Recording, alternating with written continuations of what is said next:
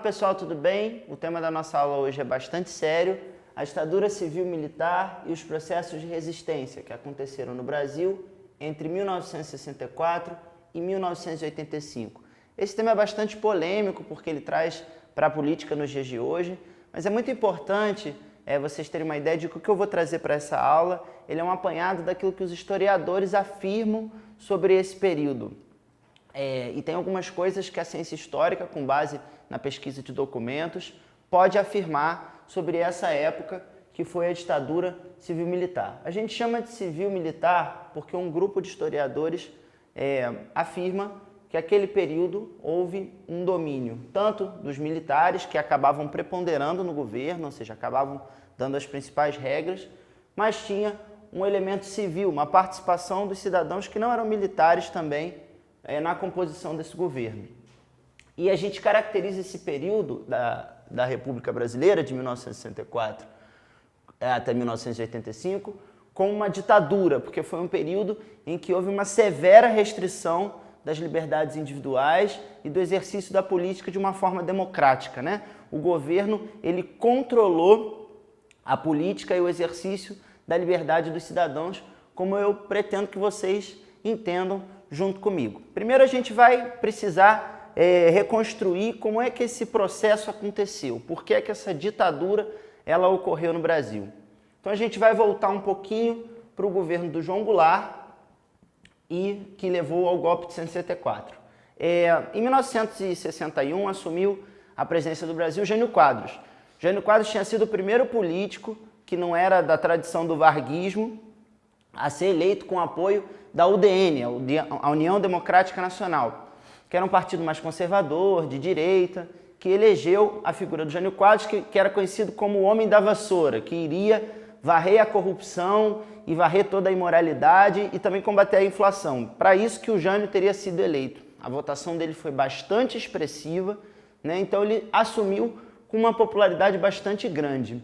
O que acontece é que Jânio, uma vez no poder, ele começa a vacilar, fazendo algumas medidas, por exemplo, assim, leis moralistas, proibindo biquíni, e passando um pouco a impressão de que seu governo não sabia muito o que estava fazendo na política.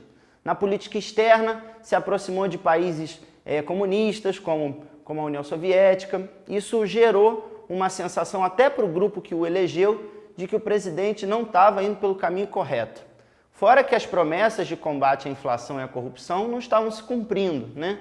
Então, depois de alguns meses de mandato, a popularidade do Jânio Quadros já tinha caído bastante. O que acontece é que, em determinado momento, o Jânio surpreende todo mundo e renuncia à presidência da República. Ele deixa de ser presidente por meio de um documento que é lido à nação em agosto de 1961 e ninguém espera, né? Surpreendeu inclusive os seus ministros. E o que fazia nessa situação? O vice do Jânio Quadros era o João Goulart. João Goulart era um político que tinha sido ministro do Trabalho durante o governo de Getúlio Vargas e ele era ligado a um outro partido que não do Jânio, que era o PTB, Partido Trabalhista Brasileiro. Isso acontecia porque naquela época as eleições eram separadas, né? Votava-se para presidente um voto e para vice em outro. Então podia acontecer assim. O vice era de um partido diferente do presidente.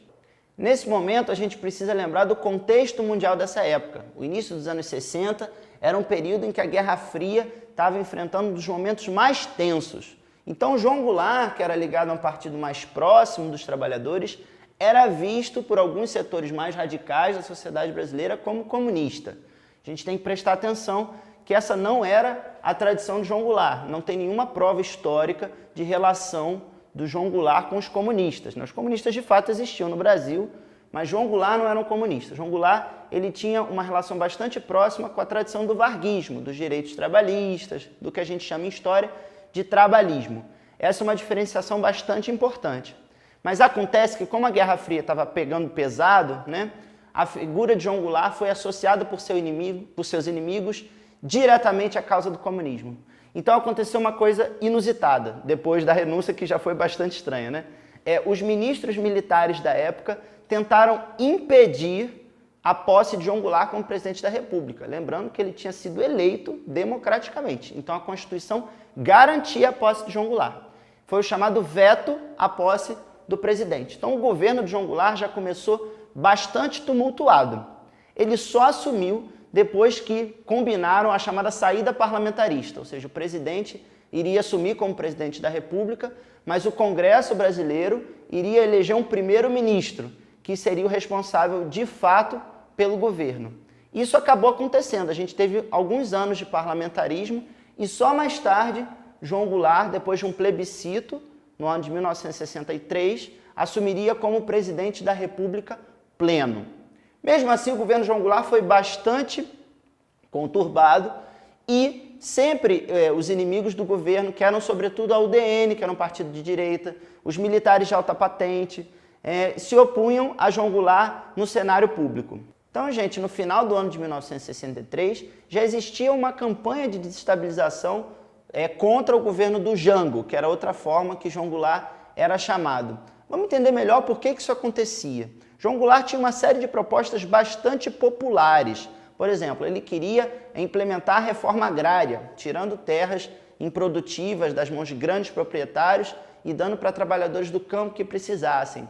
João Goulart queria controlar a remessa de lucro das multinacionais para os seus países de origem, para que uma parte desses lucros que foram feitos aqui no Brasil ficassem no próprio país para garantir o desenvolvimento nacional. João Goulart também era contra que outras empresas estrangeiras explorassem nossas riquezas, como o petróleo. Tá? Então ele tinha toda uma plataforma voltada para o nacionalismo e para a garantia dos direitos das classes trabalhadoras. Só que esse conjunto de propostas, ou como se chamava, esse conjunto de reformas, que se dizia na época, reformas de base, ou seja, queriam alterar a sociedade brasileira da base, né, partindo de baixo, partindo da maneira que a sociedade se organizava, esse conjunto de reformas era mal visto pelos empresários, pelos esses grupos mais poderosos, porque eles iam perder com isso, né? De fato, se essas reformas fossem adiante, eles iriam perder. Em 1964, João Goulart fez um grande comício no Rio de Janeiro, que ficaria conhecido como Comício da Central do Brasil, onde ele anunciou, por decreto, algumas dessas mudanças, como as primeiras expropriações de terra, né? Retiradas de terra daquelas improdutivas que eu mencionei. E isso foi muito mal recebido pelos grupos de empresários, das Forças Armadas, pelos grupos que eram mais conservadores. Esse movimento do governo do João Goulart gerou uma espécie de movimento contrário, que foi organizado, que ficou conhecido com o nome das Marchas da Família com Deus pela Liberdade.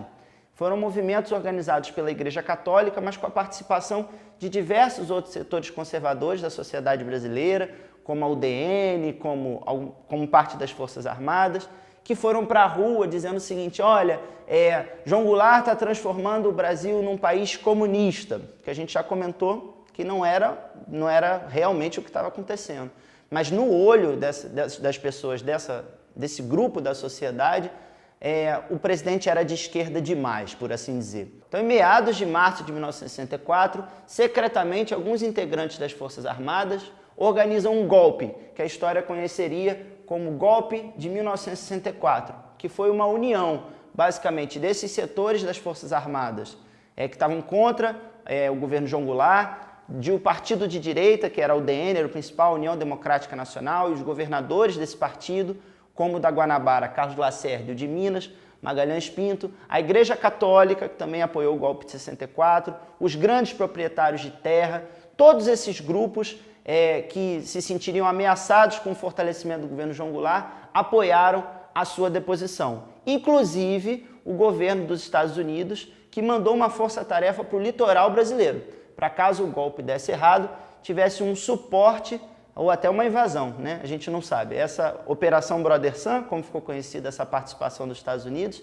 ela mostra como esse cenário de Guerra Fria ele é importante para entender esse golpe, porque os americanos não queriam um governo mais à esquerda aqui no Brasil. O que acontece, gente? A partir de 1964, o Brasil esteve sob o poder dos generais. Vou pedir que você dê uma olhada aqui nessa linha do tempo, porque durante a ditadura houve uma sucessão de generais no poder. Primeiro Castelo Branco, depois Costa e Silva, Médici, depois Geisel, Figueiredo. Nenhum desses generais foi eleito por voto direto, foi eleito com grande participação da população.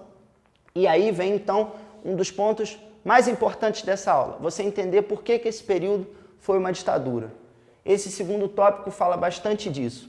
Durante esses anos da história brasileira, se generalizou a prática, por exemplo, da censura, partindo do governo federal. Você não poderia publicar coisas que fossem do desgosto do governo, que fossem contra o que o governo falava.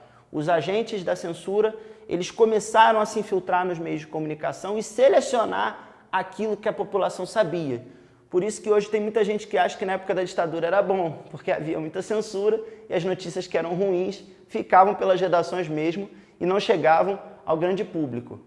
Se generalizou também, desde o golpe, a prática de torturas contra os opositores do governo. Então, só por você ter uma ideia diferente de mundo, de política, você poderia ser preso arbitrariamente, ou seja, sem ter cometido um crime e sofrer torturas. Várias pessoas morreram ou desapareceram durante esse período só porque eram de organizações políticas contrárias ao governo.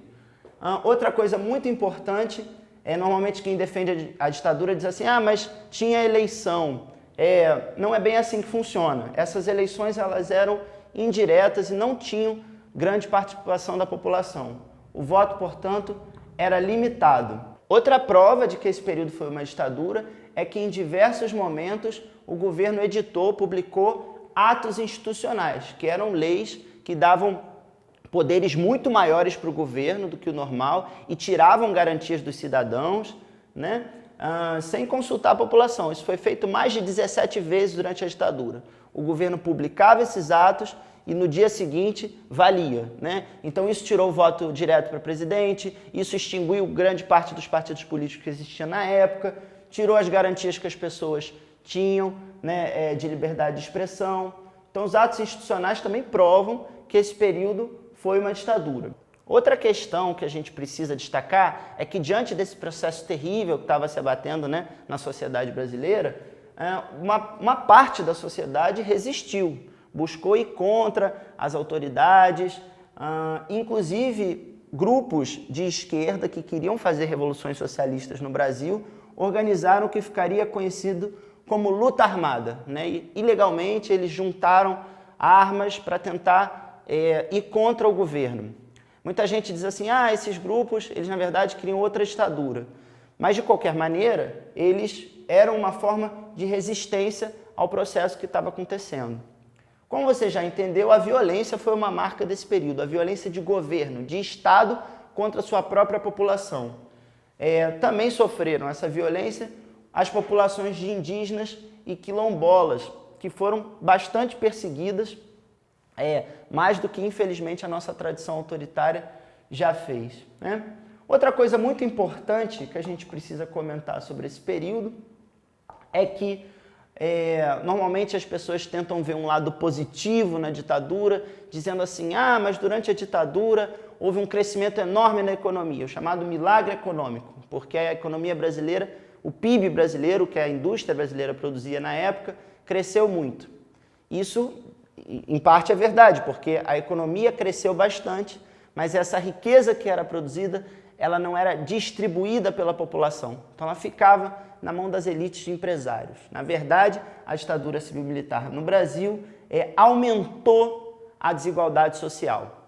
Esse período de violações dos direitos, de censura, torturas, espionagem, ele só perde a força no Brasil e só termina quando esse governo não tem mais tanto o apoio externo dos Estados Unidos e já sofreu com todo o desgaste dessas práticas internamente. Na economia já não ia tão bem. Com isso, nos anos 80, os próprios militares no poder começam a devolver o poder aos civis.